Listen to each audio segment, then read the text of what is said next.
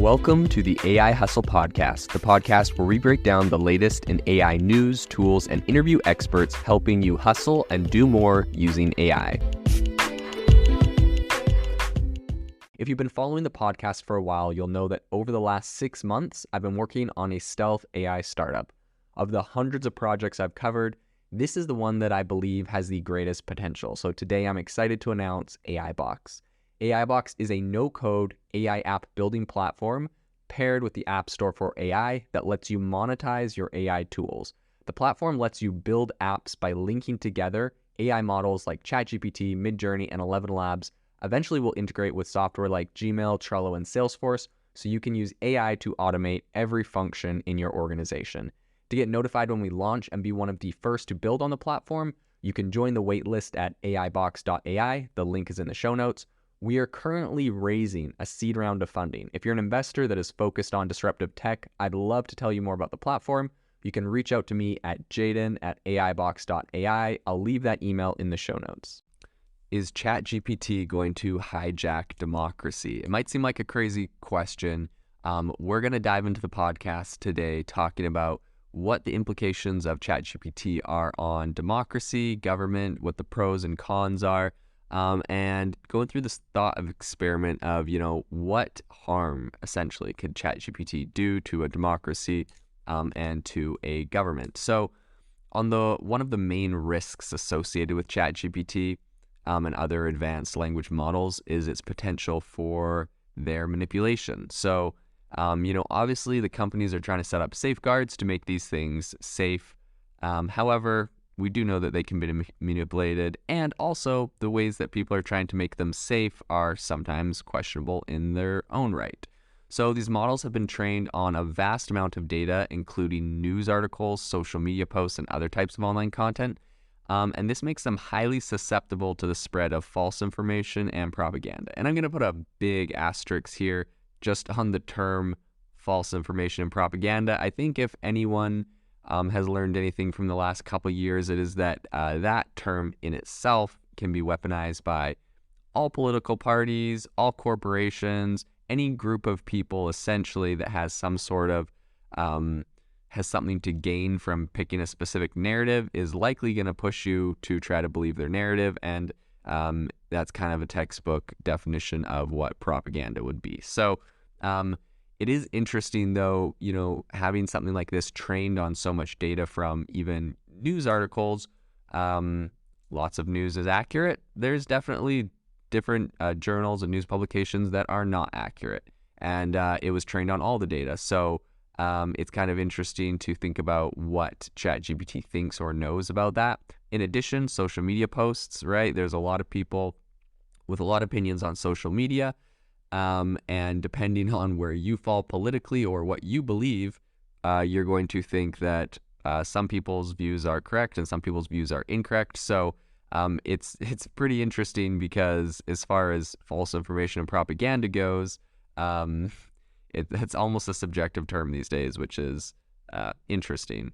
Of course, that's in a more light line of reasoning. There is actually some very strong malicious actors that are, actively trying to spread very false information, essentially lies. And so that's what we really have to worry about, more so than just opinions and whatnot. So one thing that ChatGPT could be very dangerous for is to create fake news articles or social media posts that appear to come from credible sources. These fake articles and posts can be used to spread lies or discredit political opponents. Another risk associated with ChatGPT is its potential for privacy violations. So the vast amount of data alone that these models have been trained on make them very good at doing very specific customizable things. So kind of along the lines of the previous concept of, using it to write fake articles or fake, news content, you could actually make it very customized to people's beliefs. And you could, theoretically go and segment out a bunch of different people that have a bunch of different views, create articles that align with their views, but then take a skew towards something that isn't true, or have essentially you start them out by saying X, Y, and Z is correct and you believe in it, and therefore, and you have some sort of false conclusion. So that's another way that it could, sway public opinion and harm democracy if it is saying things that are untrue. And it's concerning given the increase in use of these models by governments and other organizations. China is developing their own AIs that are very powerful, and that is one thing I am personally concerned about that a lot of people are talking about online, because this can lead to different abuses of power as these organizations use the technology to pretty much monitor and manipulate the public in order to maintain their grip on power. So, if you talk about all of these things on ChatGPT to it specifically, something I like to do is come up with these concerns and address ChatGPT about them. And what's interesting is, it will acknowledge them, blah, blah, blah, but then it's always going to try to put a little spin and give you some positives, which I think is a little bit funny. Obviously, it's selling itself, but I thought I'd include some of those here because they're interesting points and it's interesting to see its perspective. So ChatGPT says that despite all of these risks, there's also many possibilities for ChatGPT and other models to have a positive impact on democracy. So its example is that models can be used to help people quickly and easily access trustworthy information. That's kind of funny because of everything we've talked about before. It was trained on everything, not just trustworthy information.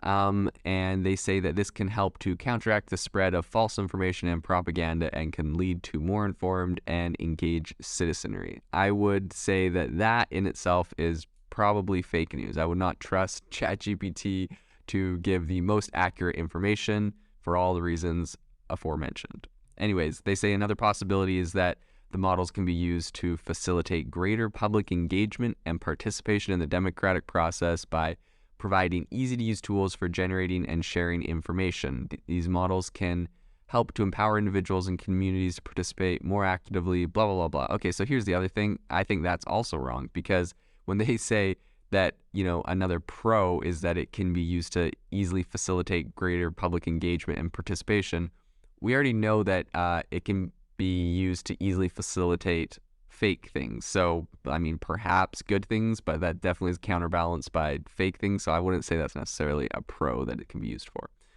The last thing ChatGPT says that it is good for and is in regards to democracy is being used to help promote transparency and accountability in government and other organizations by providing easy access to information about public institutions and their decision-making processes. These models can help to increase transparency and accountability, which are critical components of a healthy democracy.